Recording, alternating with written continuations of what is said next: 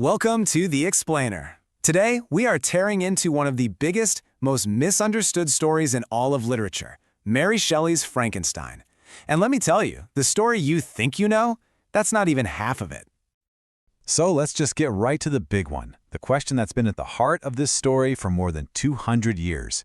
It seems like a simple question, but stick with me because the answer is way more complicated than you think.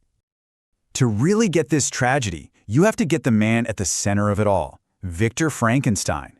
And you can forget the mad scientist in a spooky castle. The real Victor is a brilliant student. He's ambitious, he comes from a great family, and he's driven by this goal that he thinks is super noble, but it turns out to be a complete catastrophe. Okay, so the book's subtitle is The Modern Prometheus. That's not just there to sound fancy, it is the absolute key to this whole story. You see, in the myth, Prometheus steals fire, the power of the gods, to give to humans. Well, Victor tries to steal the fire of creation itself. And just like Prometheus, who got chained to a rock for eternity, Victor is about to get chained to his own personal hell. And here's the kicker, Victor knows it. He tells us himself. This quote right here is basically him grabbing us by the shoulders and screaming, "Don't do what I did."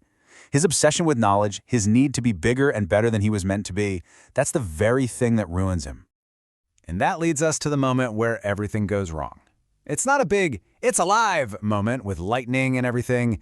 No, it's a quiet, obsessive, and horrifying act that seals Victor's fate forever. I mean, think about it. For months, this guy has locked himself away. He's been raiding slaughterhouses, digging through graveyards for parts. It's grim stuff. But the crazy thing is, he actually does it. He pulls it off. He figures out how to create life. So this should be his moment of triumph, right? But the second his creation takes its first breath, Victor is absolutely horrified. He sees the watery eyes, the yellow skin, and all that excitement just vanishes, replaced by pure disgust. And what does he do? He runs. He literally runs away and abandons his creation the second it's born. Now, this is where the whole story just flips on its head, because we get to hear from the creature himself. And we find out pretty fast that he wasn't born a monster. He was made into one. First by his creator, and then by the rest of the world. He starts out as a total blank slate, like a baby. He learns about the world by watching this family in a little cottage. He sees kindness, he sees love, and he's so moved by it that he teaches himself to speak and read just by listening to them. He craves that connection. But when he finally gets the courage to show himself, all he gets are screams and violence. And this is the creature's real pain. Can you even imagine? He is totally, 100% alone in the entire world. He doesn't have a name, a family, a history, not even a species. He's a complete anomaly. And this one question, what am I, just haunts him constantly. So what happens when you're rejected by your own creator and then scorned by every single person you meet? Well, that deep, desperate need for love doesn't just go away. It twists, it curdles into a burning need for revenge.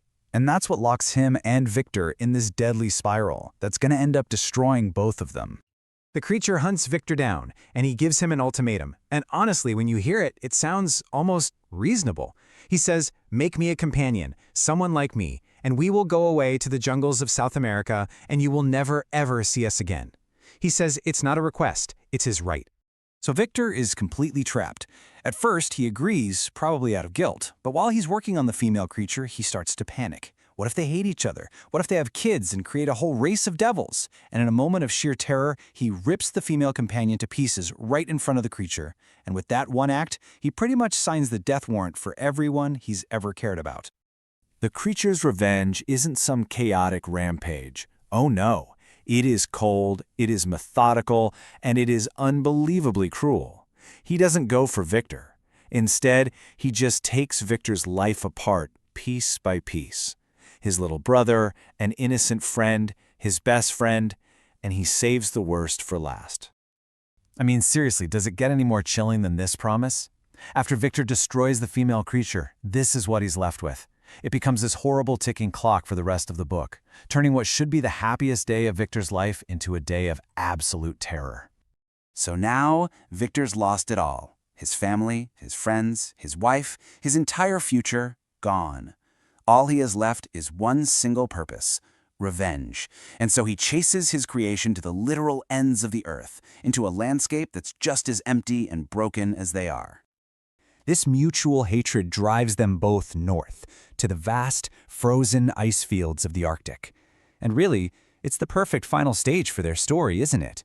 A place of total desolation, with nothing left in the world but a creator and his creation, locked in this final, deadly chase. On a ship, trapped in the ice and close to death, Victor finally gets it.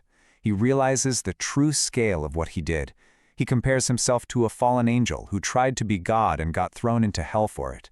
It's this moment of perfect, horrible clarity right at the end. But then, after Victor dies, the creature appears, and he reveals the final tragedy of this whole story. He basically says that all that revenge brought him zero satisfaction. All it did was make him hate himself even more than Victor ever could. With his creator dead, his whole reason for being is gone, and he just leaves to destroy himself.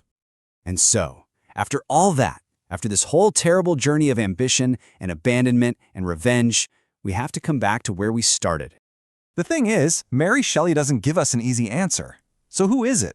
Is it the creature, who looks like a monster and does monstrous things because he's been so horrifically abused? Or is it the handsome, brilliant scientist whose ambition was so out of control that he created life and then refused to take any responsibility for it? The book just leaves that question hanging there for us to think about, to make us wonder what cruelty and responsibility really mean. If this explainer got you thinking, please do us a solid and hit that like button and subscribe to the channel for more.